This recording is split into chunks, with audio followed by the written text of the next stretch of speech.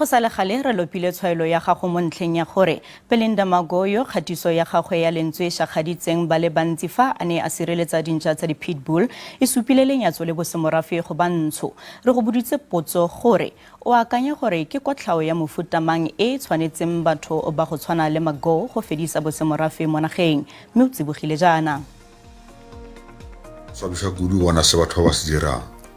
ga botsebotse bontšha gore mpia o ya ka bona e botlhokwa go feta motho moso re a kgona go bona ge ba kgona go nametša motho moso ka morago wa sefatanaga ba tše mpia ba ebe ka pele ntše dipula dina gore motho moso wa bola ke phefo le dipula ka morago mola ba šomele ba le tlhole le legolo batho ba ba se thobela. Nna ke nagana gore batho ba go tshwana le bomago ba tshwanetse ke 6 months kwa kgolegelong or ba yo go berekela community for dikgwedi di le 3